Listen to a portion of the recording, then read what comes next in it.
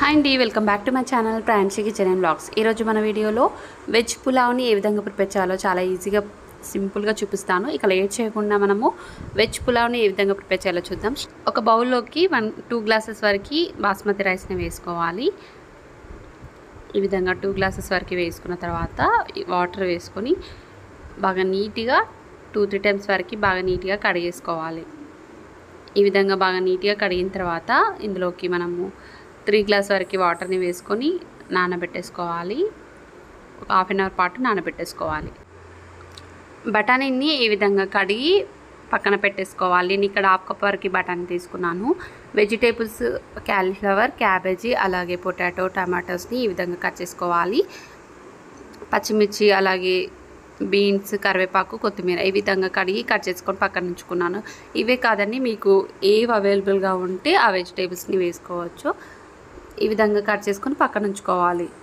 అలాగే అల్లం వెల్లుల్లి పేస్ట్ని ఫ్రెష్గా దంచుకున్న అల్లం వెల్లుల్లి పేస్ట్ని పక్కన పెట్టుకోవాలి. మసాలా దినుసులు బగారాకు, బండ పువ్వు, అలాగే దాల్చిన చెక్క, యాలకులు ఈ విధంగా వీటిని పక్కన ఉంచుకోవాలి.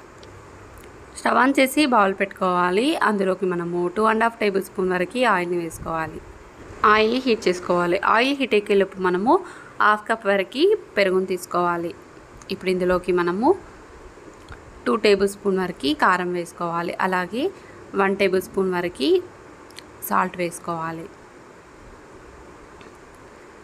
ఈ విధంగా సాల్ట్ వేసుకున్న తర్వాత ఇప్పుడు ఇందులోకి మనము 1/2 టీ స్పూన్ వరకు ధనియా పౌడర్ వేసుకోవాలి. అలాగే 1/4 టీ స్పూన్ వరకు పసుపును వేసుకోవాలి. ఇప్పుడు ఇందులోకి మనము బిర్యానీ మసాలా పౌడర్ని వేసుకోవాలి.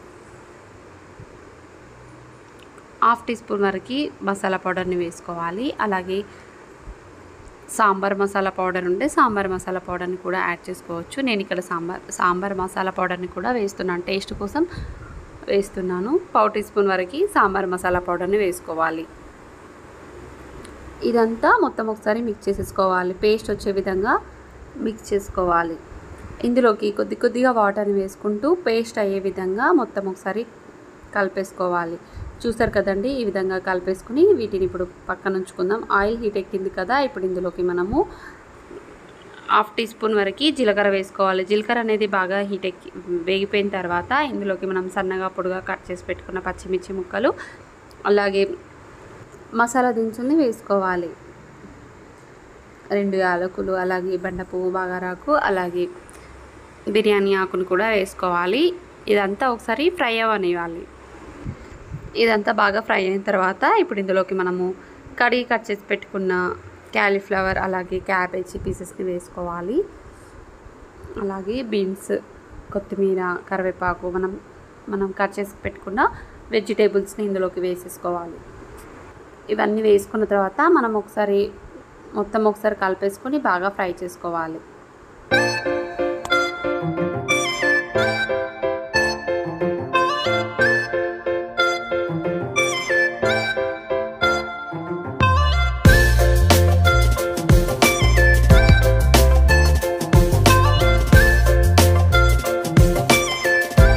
ఇందులోకి 1/2 టీ స్పూన్ వరకు పసుపును వేసుకోవాలి. అలాగే 1/2 టీ స్పూన్ వరకు ధనియా పౌడర్ వేసుకున్న తర్వాత మొత్తం ఒకసారి కలిపేసుకుందాం. లైట్గా ఇందులో సాల్ట్ వేసుకోవాలి. ఈ విధంగా మొత్తం ఒకసారి మిక్స్ చేసుకున్న తర్వాత ఇందులోకి మనము కారం వేసుకోవాలి. మనం ఆల్రెడీ పెరుగులో కారం వేసుకొని కలిపి పెట్టుకున్నాం కాబట్టి ఇందులోకి మనము 1 టీ స్పూన్ వరకు కారంని వేసుకోవాలి. ఒకసారి కలిపేసుకున్న తర్వాత ఇందులోకి మూత పెట్టేసుకొని మీడియం ఫ్లేమ్లో ఉడికించుకోవాలి. ఈ విధంగా ఒక 2 మినిట్స్ పాటు ఉడికిన తర్వాత ఇప్పుడు ఇందులోకి మనం ముందుగా కలిపెట్టుకున్న పెరుగు ఉంటుంది కదా, అది ఇందులోకి వేసేసుకోవాలి.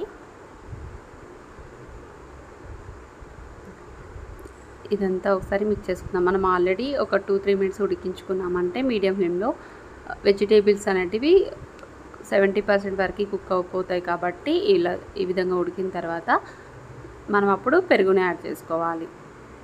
మూత పెట్టేసుకొని మరొక 1 మినిట్ పాటు ఉడికించుకోవాలి. ఈ విధంగా ఉడికించుకున్నామంటే సాఫ్ట్గా ఉడికిపోతాయి వెజిటేబుల్స్ అనేటివి. చూసారు కదండి, ఆయిల్ అనేది పైకి తేలిందంటే మ్యాక్సిమం ఉడికిపోయినట్టే. ఈ విధంగా ఉడికిన తర్వాత ఇప్పుడు ఇందులోకి మనము ఏ కప్తో అయితే మనము రైస్ తీసుకున్నామో అదే కప్పుతో మనము వాటర్ని వేసుకోవాలి. నేను ఇక్కడ 2.5 గ్లాస్ వరకు వాటర్ని తీసుకున్నాను. 2 కప్స్ వరకు రైస్, 2 గ్లాసెస్ వరకు రైస్ తీసుకున్నాను కాబట్టి ఇందులోకి మనము 2.5 గ్లాసెస్ వరకు వాటర్ని వేసుకోవాలి. వాటర్ అనేటివి రోలింగ్ బాయిల్ అయ్యేంత వరకు మీడియం ఫ్లేమ్లో ఉడికించుకోవాలి.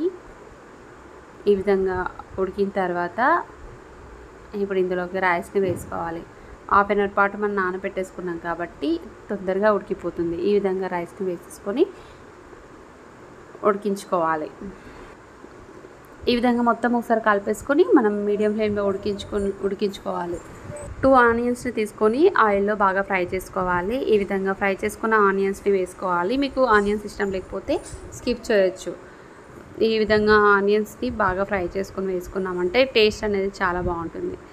కాబట్టి ఈ విధంగా ఇష్టం ఉన్నవారైతే ఆనియన్స్ని ఫ్రై చేసుకొని వేసుకోవాలి, లేదు అంటే ఆనియన్స్ని స్కిప్ చేయొచ్చు. ఈ విధంగా మూత పెట్టేసుకొని మీడియం ఫ్లేమ్లో ఉడికించుకున్నామంటే రైస్ అనేది రెడీ అవుతుంది. చాలా అంటే చాలా బాగుంటుందండి. టేస్ట్ అనేది అదిరిపోతుంది. వేడివేడిగా ఉన్నప్పుడు తిన్నారంటే చాలా టేస్టీగా వస్తుంది. చూసారు కదండి, మీకు కూడా చూస్తుంటేనే నోరుపోతుంది వెజిటేబుల్ పులావ్ని.